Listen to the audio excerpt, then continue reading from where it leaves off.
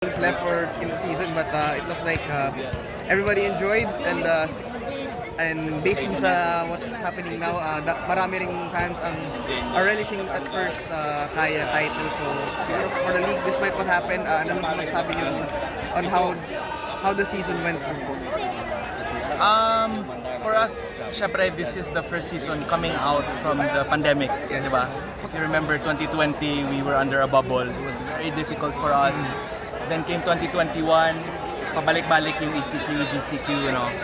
So, this season, 2022 and 23, was a bit easier for us. And syempre, we made it possible with the cooperation of the teams, you know. Coming out of the pandemic, of course, the economic realities of running a club wasn't favorable, di ba? But in the end of the day, parang these clubs who are with us now, like they really stuck it on and committed to the league, di ba? For me, today we celebrate the title of Kaya as champions, no? But for me, having run the league with the clubs, for me, everyone's a winner also, no? Including the league and most especially the fans, right? So we're very happy and we have an upward trajectory, no? Despite, of course, we had some, what do you call this? Some clubs, no? UCFC, unfortunately, they had to withdraw from the season, mid-season, and also ADT, no, after the SEA Games. So at the moment we have 5 teams, but the good news is the upcoming Copa is the first ever expanded edition. So we committed 16 teams to join, no? But despite that, we already have 20 in the lineup of teams. So for me, this is testament to the growth, no, of club football.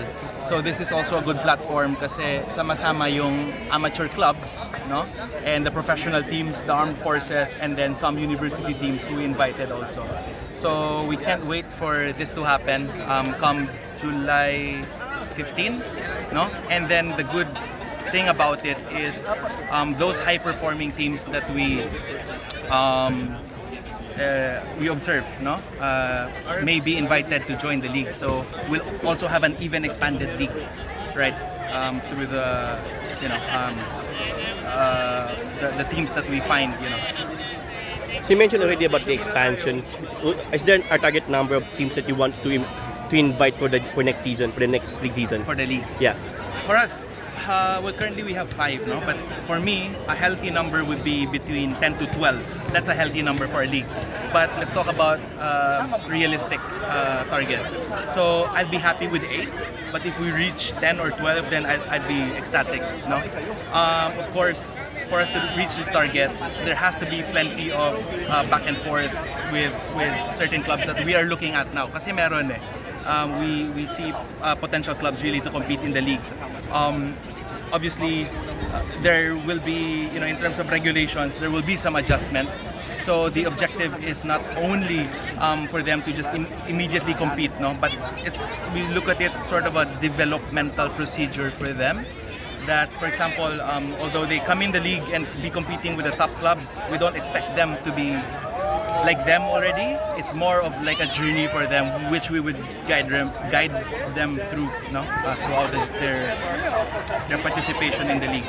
And hopefully, syempre, once other clubs see the value of joining in this league, then hopefully it will snowball to more clubs joining. No? Right now, we're just really focusing in NCR and, you know, like Binyan, Laguna, Imus, but we've had matches in Iloilo, which was well received by the fans there, Cebu as well, diba? Even Pampanga, diba? We played. Yeah. So actually, we've played in a lot of venues now, and the PFL reached to, you know, numerous fans all around the Philippines. But of course, the target is to more, right? Commissioner, you said about ADT, and unfortunately, you know, after the SEA Games, they decided to pull out for the remainder of the PFL. Will they stick around to go for next season, or is that still up in the air? Well, me and Shraki naman, we talk. Actually, me and Shraki are quite friends, no? And we're very open to, you know, their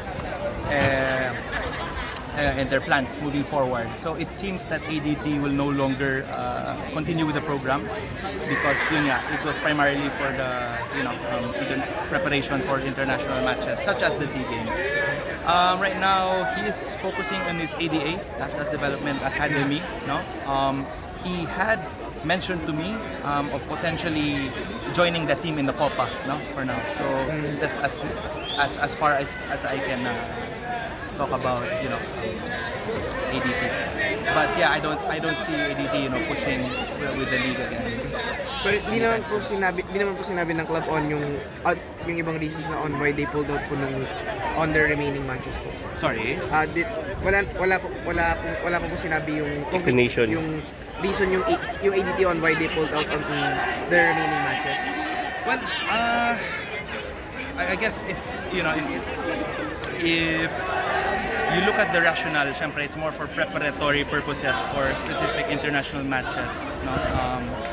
Well, for me, as much sana they finish the league. No, that's of course that's ideal. No, it was a difficult decision for them. We've had several back and forths of my side also trying to push them to just finish the remainder of the league kasi it will affect the standings. But in the end of the day, well, they decided to withdraw, and so we respect the decision. Optimistic po ba kayo that this expanded version po ng Copa will eventually convince teams to give the PFL a try? Well, I mean, in the end of the day, parang the beauty of being on a lower level now is the only way is up, diba? So obviously we have to make moves and we have to create strategies in order to grow the landscape of club football. And for me and the other people I've consulted with, this is a good starting point. It's amateur, right? So in terms of regulations, clubs will not have the same challenge as putting up a pro team kasi amateur nga, like salaries, owning a stadium and all of that, no? But for me, I believe that there are a lot of clubs who would like to compete at a high level. It's just a matter of providing a platform or avenue for them to come in, no? And that's where we come in also with this kind of program. Will GAB still help the PFL in organizing the Copa? Kasi nga, you mentioned it's already amateur, but siyempre you're still under GAB. Yeah, GAB has been helping us with the PFL. This is kind of a new, how do you say this? A new venture for us. So we still have to sit down with, of course, GAB chairman and discuss moving forward. Kasi it's a hybrid competition with pro teams and amateur teams, no? So let's see how we can move forward with it with GAB. You mentioned earlier na your focus right now is to expand for NCR. Pero one of the clubs that are in Copa, yung Rapids, they're based in CDO and I believe they already applied na yata. Then there are some more clubs that have already applied. So how would that affect in choosing the clubs that will stay for the PFL League? Actually, to start off with the Copa, we've made it. We've already informed the clubs that the hosting will be in Metro Manila. So we'll be playing in Rizal Stadium, UMAC, and then training center for some matches, and then Binyan also for some matches. So it's like they will be going here, no, NCR. In terms of the league naman, if you notice, like not all matches of Cebu are played in Cebu and Kaya in Iloilo. This is kind of like an agreement that we made. Syempre for it to be sustainable with teams also, not to burn their pockets for with tickets and accommodation. And of course, I have to give my what do you call this? I would like to commend the clubs also, no, for their gentleman's agreement. Off the pitch na parang they really understand each other. So like that's the reason why Cebu is not really forcing all the teams to go there. Of course, he wants everyone to go there, experience the matches in Cebu. But then of course not all the clubs can afford it. So that's why we appreciate the understanding of Cebu and Kaya. Yeah, you mentioned already about the agreement between the clubs, especially in terms of home matches. Because, syempre, yung mga Ilonggo, they would have said, sana sa Iloilo na itong larong to. So, what will be your, let's say this, compensation for the Ilonggos to have them celebrate Kaya's victory? Well, I mean, I know the fans in Iloilo, no? They're really very, animated fans, and we thank them for their support to Kaya, all throughout their campaign. Obviously, we would have wanted. I mean, I'm sure Kaya would wanted to end their campaign there with a trophy in Iloilo. But then, going back to what I said earlier, right? So, we hope they enjoyed the match through the palms of their hands or in their TV sets or in their project, the live streams.